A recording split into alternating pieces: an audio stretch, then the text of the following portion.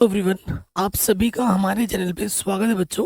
आज के इस वीडियो में हम कक्षा 10 गणित चैप्टर नंबर जो 6 है, त्रिभुज की प्रश्नावली 6.1 को वन शॉट वीडियो में सॉल्व करेंगे। यहाँ से एक क्वेश्चन ऑब्जेक्टिव में हर साल आता है।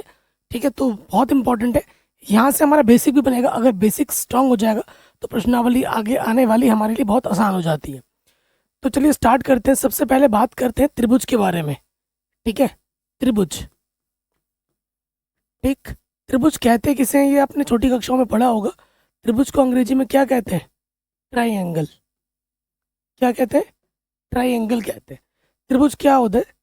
तीन सरल रेखा से घिरी हुई आकृति को हम क्या कहते हैं? त्रिभुज कहते हैं। सॉरी, त्रिभुज के तीन शीर्ष होते हैं, ए बी सी। ठीक है, त्रिभुज के तीन कोण भी होते हैं हमारे, 1 2 3। ठीक है, त्रिभुज की कितनी भुजा होती हैं? 3 भुजा होती है, 1 2 3। आपको पता होगा इसमें कुछ नियम है। एक नियम है मस्त वाला। वो नियम क्या है कि त्रिभुज के तीनों कोणों का मान, त्रिभुज के तीनों कोणों का मान, कोण ए प्लस कोण बी प्लस कोण सी, त्रिभुज के तीनों कोणों का मान कितना होता है? 180 होता है। ये हम भली भांति जानते हैं। ठीक, तो जो बेसिक चीजें हैं पहले से हमें पता है। त्रिभुज क्या होते हैं? तीन सरल रेखा से घिरी हुई आकृति को हम त्रिभुज कहते हैं, ट्रायंगल कहते हैं। त्रिभुज के तीन शीर्ष होते हैं, त्रिभुज के तीन अंतःकोण होते हैं। त्रिभुज के तीनों अंतःकोणों का जो योगफल होता है वो 180 डिग्री होता है। 180 डिग्री होता है। ये बेसिक चीजें जो हमें पहले से ही मालूम है। लेकिन इस प्रश्नावली में हमें क्या सीखना है? हमें दो चीजों के बारे में जानना है, समझना है। वो है समरूप, एक तो है भैया समरूप और एक है सर्वांगसम।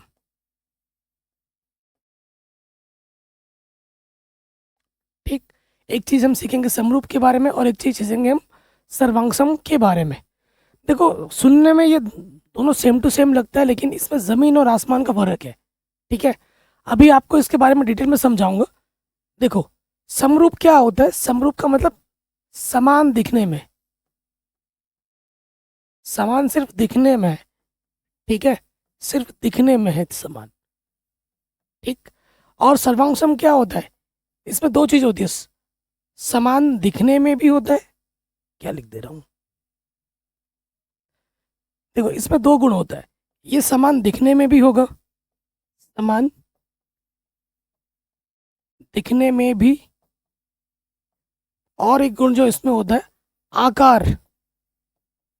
आकार भी क्या होता है? समान होता है। ठीक, तो समरूप में एक गुण होता है कि भैया वो सिर्फ दिखने में एक जैसे होते हैं, लेकिन सर्वांगसम में क्या होता है कि वो दिखने में भी एक जैसे होते हैं और उनका आकार भी एक जैसा ही होता है, एक ही बराबर होता है। तो उसको हम क्या कहते हैं? सर्वांगसम कहते हैं। आइए इस चीज को डिटेल में समझते हैं उदाहरण और परिभाषा की मदद से। तो एक तरफ मैंने लिख दिया बच्चों सर्वांगसम और एक तरफ लिख दिया हमने समरूप।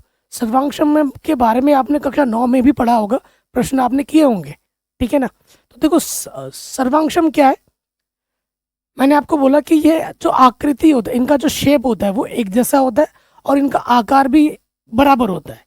ठीक है, मैं अगर आपको एग्जाम्पल दूं सर्वांगसम का, सर्वांगसम का एग्जाम्पल देता हूं। जैसे मैंने एक क्या लिया, एक वृत्त लिया जिसकी त्रिज्या मैंने ले ली 2 सेंटीमीटर। ठीक, मैंने और एक वृत्त लिया, ये भी वृत्त है। ठीक है, और ये भी वृत्त है।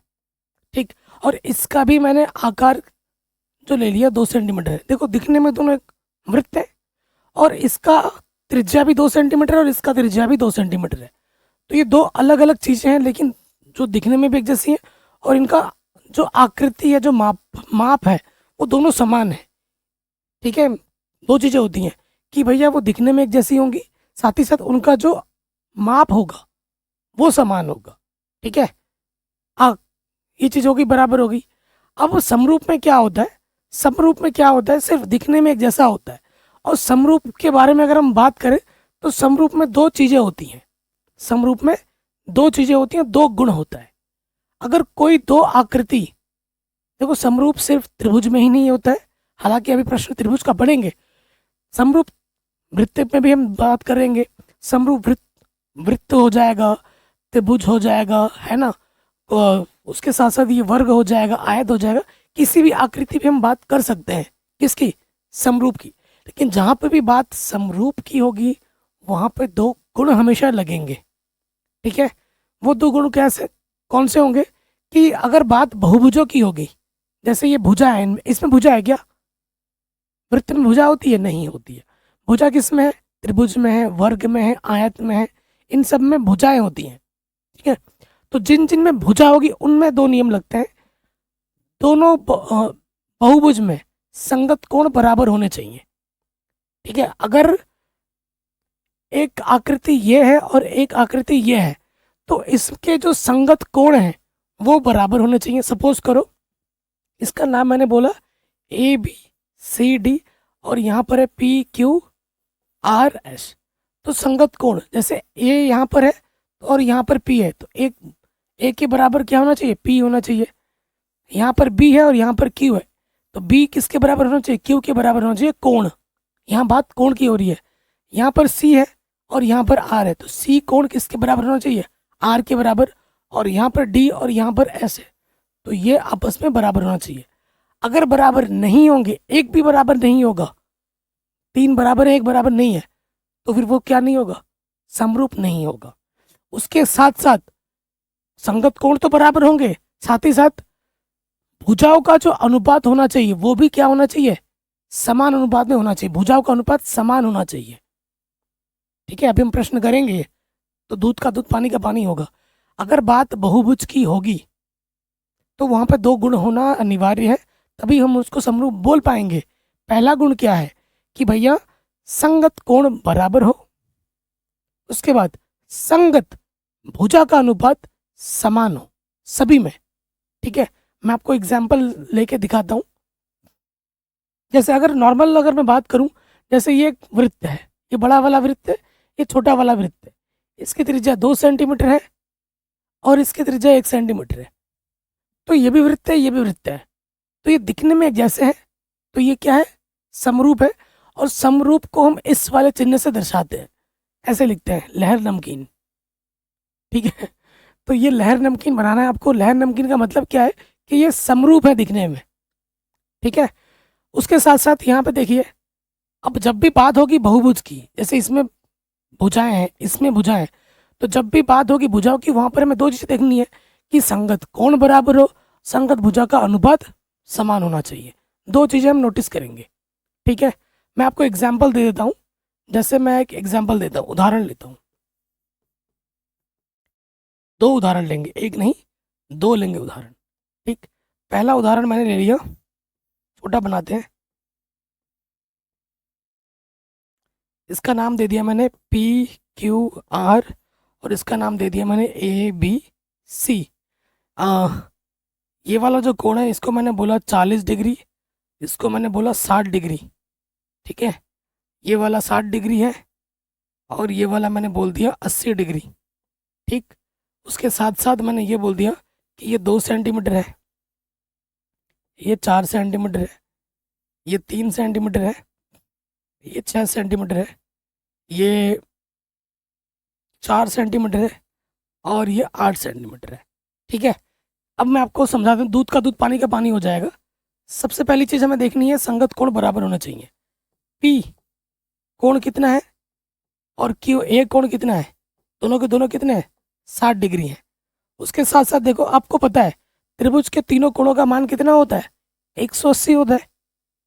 अगर ये 60 है, ये 40 है, तो भैया ये ऑटोमेटिकली क्या हो जाएगा, 60 या 40 हो गया 100, तो ये ऑटोमेटिकली हो जाएगा 80। यहाँ 80 है, ये 60 है, 80 और 60 कितना हो गया, 140। 180 में से 140 घटा दोगे, यहाँ पर कितना आ जाएगा, 40, ठीक है। अगर कोई कोण नहीं दिया है तो हम निकाल सकते हैं, दोनों कोणों को जोड़ के 180 में से घटा दोगे, तीसरा कोण आपको मिल जाएगा। बेसिक सी चीज़ें हैं। उसके बाद देखो, यहाँ पर क्यू कोण है और इसका जो बी कोण है, दोनों के दोनों बराबर है क्योंकि दोनों के दोनों 40 है। साथ ही साथ इसका जो आर कोण है और इसका जो सी कोण है वो बराबर है, कितने हैं, 80 है। तो तीनों के संगत कोण बराबर है। जो पहला जो नियम बोलता है वो तो सही हो गया। अब दूसरा नियम भी सही होना चाहिए। सिर्फ कोण से बात नहीं चलेगा कि सही कोण बराबर है तो हो गया, नहीं, कोण के साथ साथ भुजाओं का अनुपात भी समान होना अनिवार्य है। अगर कोण बराबर है, भुजा का अनुपात समान नहीं है, तो वो क्या होगा, समरूप नहीं होगा। दोनों नियम का लागू होना अनिवार्य, एक हो रहा है दूसरा नहीं हो रहा है तो समरूप नहीं होगा। अब यहाँ पे आ जाओ संगत भुजा। संगत भुजा देखो, ये मैंने क्या ले लिया, पी क्यू, यहाँ से ले लिया मैंने पी क्यू, इधर से पी क्यू लिया, इधर से क्या आ जाएगा, ए बी। अनुपात का मतलब बट्टे में होता है। पी क्यू मेरे पास कितना है, 2 है, और ए बी मेरे पास कितना है, 4 है। 2 1 कम 2, 2 दूनी 4। फिर आ जाओ क्यू आर, क्यू आर, और यहाँ से क्या आ जाएगा, बी सी।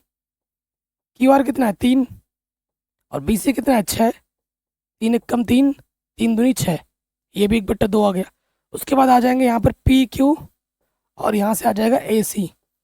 पी क्यू का मान है 4, और ए सी का मान है कितना, 8। 4 1 कम 4, 4 दूनी 8। तो देखो तीनों अनुपात क्या है, बराबर है, 1/2 1/2 1/2। तो हम क्या देख रहे हैं यहाँ पर कि संगत कोण बराबर है और संगत भुजाओं का अनुपात क्या है, समान है। यानी कि ये जो त्रिभुज है, त्रिभुज पी क्यू आर समरूप हो जाएगा त्रिभुज ए बी सी के। अब यहाँ पर एक बात बहुत ज़्यादा इंपॉर्टेंट हो जाती है और ऑब्जेक्टिव में प्रश्न बनता है। देखो प्रेजेंटेशन बहुत मैटर करती है। अगर मैं यहाँ पर ऐसे लिख दूँ ना, त्रिभुज पी आर क्यू सर्वांगसम त्रिभुज ए बी सी, तो ये गलत है। ये गलत है क्यों, क्योंकि देखो यहाँ पर P है तो P किसके बराबर है, ए की। अगर पहला वाला P आ रहा है तो यहाँ पर पहला वाला क्या आना चाहिए, ए। उसके बाद आपने P के बाद क्या लिया, Q लिया है। P के बाद Q लिया है तो Q किसके बराबर है, Q किसके बराबर है, B के बराबर है। तो यहाँ Q है तो यहाँ B ही आना चाहिए। और उसके बाद आखिरी वाला आपने R लिया है तो इधर भी आखिरी वाला क्या होना चाहिए, C होना चाहिए। ठीक है, ये प्रेजेंटेशन बहुत ज़रूरी है। अगर मैं ऐसे लिख दूंगा PRQ त्रिभुज ABC तो ये गलत है, क्योंकि P किसके बराबर है, A के बराबर। ठीक है, R किसके बराबर है, देखो R किसके बराबर है, C के बराबर। तो यहाँ C होना चाहिए था B की जगह। ये प्रेजेंटेशन बहुत मैटर करती है। अगर ये प्रेजेंटेशन आपकी सही नहीं होगी, ऐसे भी क्वेश्चन आते हैं ऑब्जेक्टिव क्वेश्चन में।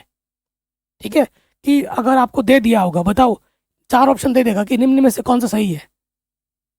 ठीक है, तो आपको देख के बताना पड़ेगा कि कौन सा सही है कौन सा नहीं है।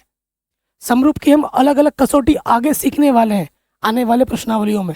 ठीक है, प्रमेय सीखेंगे, प्रमेय 6.3, 6.4, 6.5। तो वहाँ पर हम समरूपता की और भी कसौटियों के बारे में जानेंगे। तो धीरे धीरे जब हम आएगा वो हम सीखते रहेंगे। तो देखिए यहाँ तक आ गया ना, मेन समरूप है, सर्वांगसम नहीं आएगा आपके एग्जाम में। एग्जाम में क्या आएगा, समरूप आएगा, समरूप के बारे में आएगा। ठीक है, आगे समझ में। यहाँ से एक ही क्वेश्चन आएगा ऑब्जेक्टिव में। अगर इतना बेसिक चीज आप समझ चुके हो, त्रिभुज क्या होता है, 3 सरल रेखा से घिरी हुई आकृति को हम त्रिभुज कहते हैं। त्रिभुज के 3 शीर्ष होते हैं, त्रिभुज के 3 अंतःकोण होते हैं, त्रिभुज के तीनों अंतःकोणों का योगफल 180 होता है। भैया आपने हमें ये बताया कि हम ये इस चैप्टर में 2 चीज़ें सीखेंगे। एक सीखेंगे सर्वांगसम के बारे में, एक सीखेंगे समरूप के बारे में। सर्वांगसम क्या होता है, सर्वांगसम में दिखने में भी एक जैसा होता है और उसका मान भी एक जैसा होता है। समरूप में क्या होता है, जब भी बात समरूप का मतलब दिखने में एक जैसा, वो बड़ा भी हो सकता है छोटा भी हो सकता है, लेकिन दिखने में एक जैसा होगा। अगर बात बहुभुजों की होगी भैया तो हम 2 चीज़ें देखेंगे। पहली चीज़ हम क्या देखेंगे कि भैया संगत कोण बराबर हो। दूसरा चीज़ हम क्या देखेंगे कि उनके भुजा का अनुपात समान हो। ये 2 चीज़ हम देखेंगे। अगर ये दोनों चीज़ हो जाती हैं तो वो दोनों बहुभुज आपस में क्या हो जाती हैं, समरूप हो जाती हैं। ये चीज़ हमने जाना है, सीखा है। ठीक है, चलिए अब हम बढ़ते हैं प्रश्नावली में। यहाँ तक हमारा बेसिक हो गया है। अब हम आते हैं कक्षा 10 गणित प्रश्नावली 6.1 NCERT। क्वेश्चन नंबर 1 क्या बोल रहा है, क्वेश्चन बोल रहा है हमसे कि कोष्टकों में दिए गए शब्दों में से सही शब्दों का प्रयोग करते हुए रिक्त स्थानों को भरिए कि इसमें क्या आएगा, सर्वांगसम आएगा या समरूप आएगा। पहले वाले पे आ जाओ। पहला वाला क्या बोले, सभी वृत्त कैसे होते हैं, सर्वांगसम होते हैं या समरूप होते हैं। तो मैंने देखो एक वृत्त मैंने ऐसा बनाया और एक वृत्त मैंने ऐसा बनाया। कुछ भी वृत्त हो सकता है ना, इसकी त्रिज्या मैंने ले ली 1 सेंटीमीटर और इसकी ले ली मैंने 5 सेंटीमीटर। क्या ये समरूप है? बिल्कुल है। लेकिन ये सर्वांगसम नहीं है। ये दिखने में एक जैसा है क्योंकि ये भी एक वृत्त है और ये भी एक वृत्त है। तो वृत्त चाहे छोटा हो या बड़ा हो, वृत्त को तो वृत्त ही बोलोगे ना। वृत्त एक छोटा बनाया है तो इसका मतलब थोड़ी ना उसका वो कुछ और हो जाएगा। दिखने में एक जैसा है ना, जब भी दिखने में एक जैसा हो तो क्या होता है दोस्त? वो होता है समरूप। सर्वांगसम नहीं होगा। सर्वांगसम क्यों नहीं होगा? क्योंकि एक कोई छोटा है कोई बड़ा है। सर्वांगसम तभी होता है जब उनका मान भी समान हो, बराबर हो। तो मान अलग अलग हो सकते हैं ना यहाँ पर। तो यहाँ पर सही उत्तर हमारा क्या होगा? समरूप। ठीक, एग्जाम में आता है 1 नंबर में। इसी प्रकार से अगला प्रश्न है, सभी वर्ग कैसे होते हैं?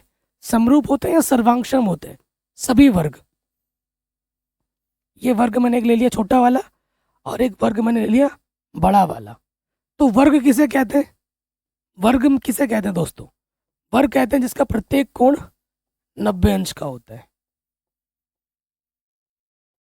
ठीक है, प्रत्येक कोण 90 अंश का होता है। और एक चीज होती है वर्ग में। तो आप कहोगे भैया ये समरूप होगा या नहीं होगा?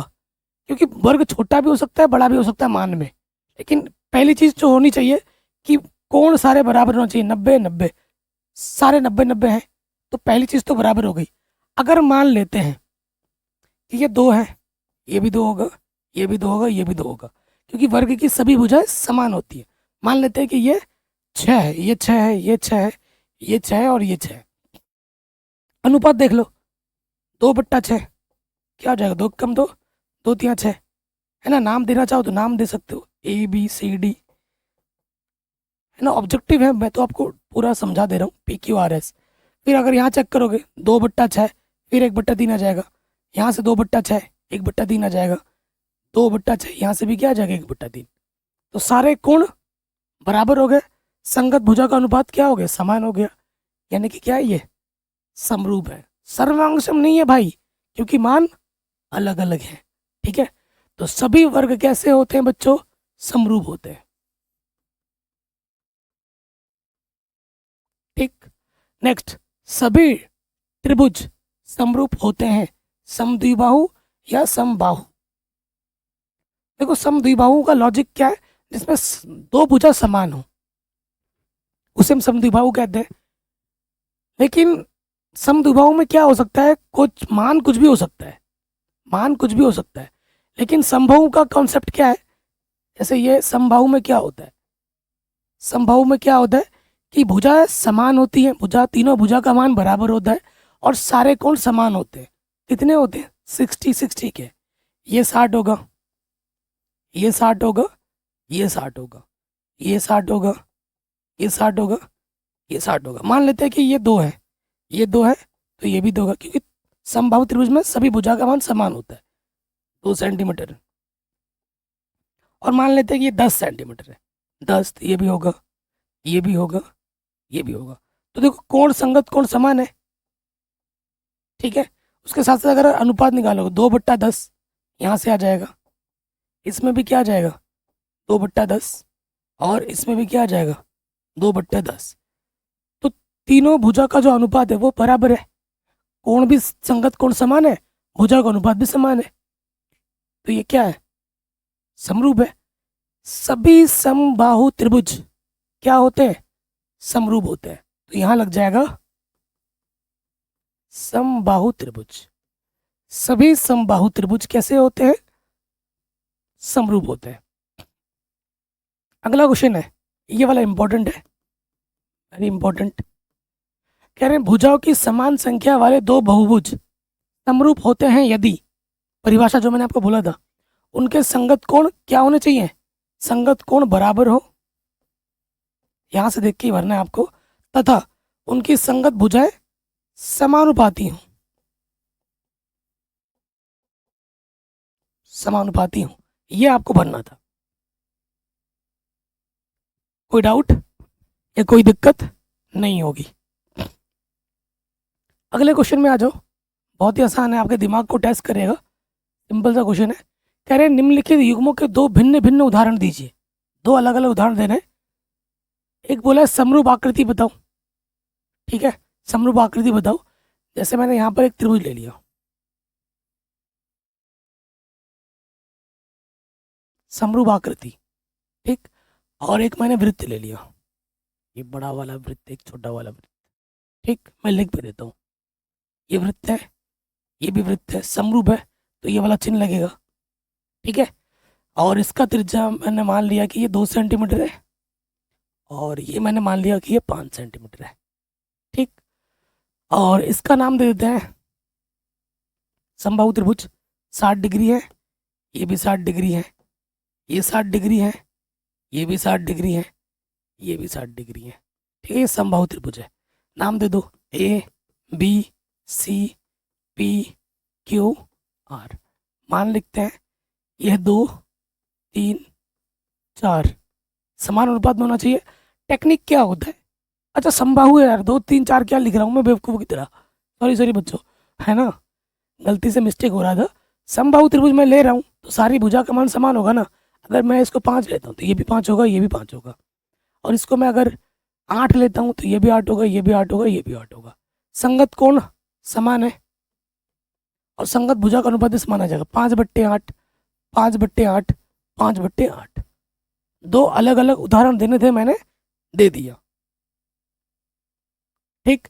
फिर क्या बोल रहे हैं, ऐसी आकृतियां जो समरूप नहीं है। 2 उदाहरण दे रहे हैं, बहुत आसान है। जैसे मैंने इधर एक ले लिया वर्ग और इधर ले लिया मैंने वृत्त। क्या ये दोनों आपस में समरूप है, समान रूप के हैं? नहीं है।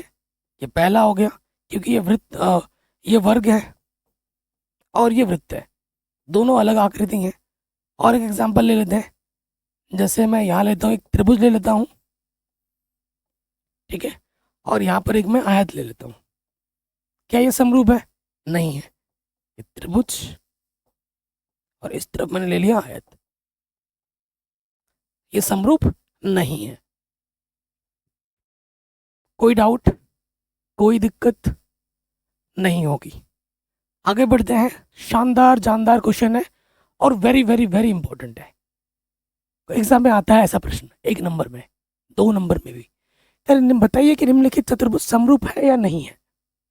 तो बच्चे क्या नोटिस करते हैं सबसे पहले? अनुपात। भैया 1.5 है, 1.5 का डबल 3, 1.5 का डबल 3, 1.5 का डबल 3, 1.5 का डबल 3। और यहाँ पर ये देखो, ये डब्बा जब भी होता है ना ऐसा, इसका मतलब क्या है? 90 अंश का है। ये 90 अंश है, ये 90 अंश है और ये 90 अंश है ना। इसका मतलब क्या होता है 90 अंश? सबसे पहले अगर आप ध्यान से देखेंगे, चूंकि एस आर बट्टे में डी सी, एस आर का मान कितना है? एस आर का मान है 1.5 और डी सी का मान है 3। 1.5 कम 1.5 तो दशमलव हटाओगे, 1 अंक 1 0 बढ़ जाएगा। 15 कम 15, 15 दूनी 30, ठीक है, 15 दूनी 30। उसके बाद देखो सारा वही है, लिखने का तरीका क्या होगा? एस आर बट्टे डी सी, उसके बाद आर क्यू, मैं लिख लेता हूँ ना, आर क्यू बट्टे में क्या हो जाएगा? सी बी, और उसकी तरह से क्यू पी और इधर से आ जाएगा बी सी, उसके बाद पी एच, इधर से पी एच, इधर से क्या हो जाएगा? A D. सारे मान एक जैसे ही हैं, ठीक है ना। 1.5 बट्टे में 3, हल करोगे तो 1/2।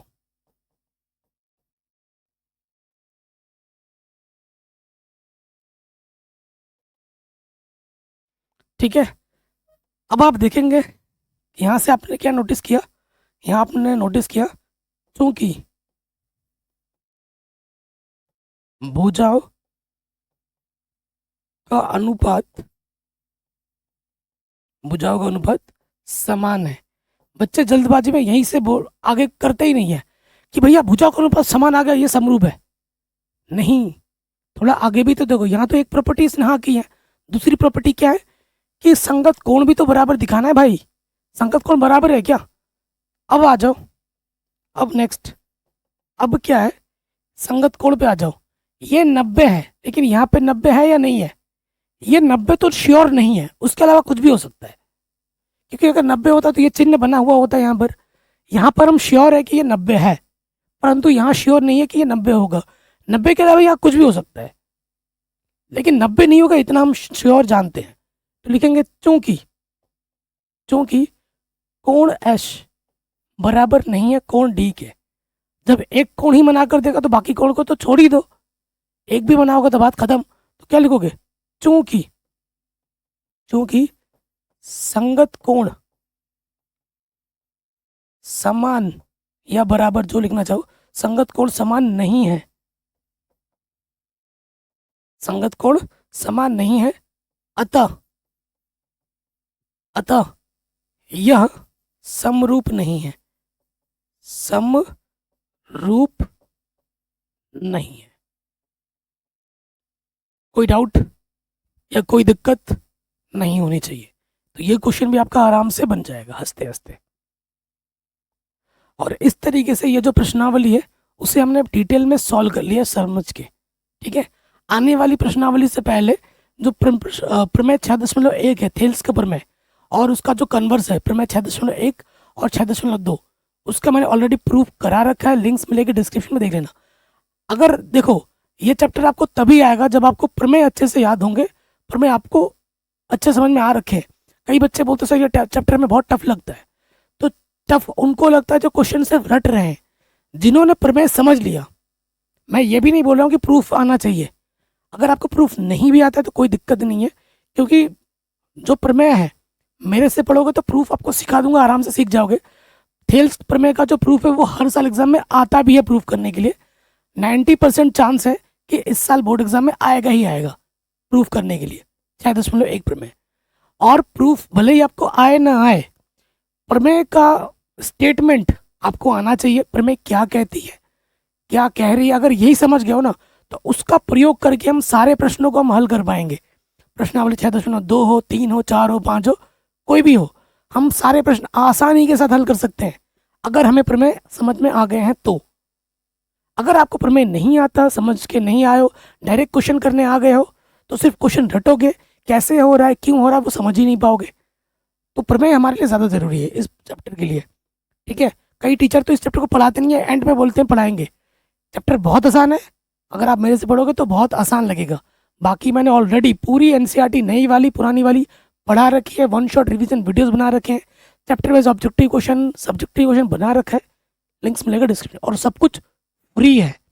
किसी भी प्रीमियम कंटेंट जो खरीद के कोर्स बेच रहे हैं उनके कंपैरिजन करोगे तो उनसे 100 गुना अच्छा है, 100 गुना, मुंह पे बोलूँगा मैं, ठीक है। तो वीडियो को प्लीज़ शेयर करो और चैनल पे नए हो तो सब्सक्राइब करो।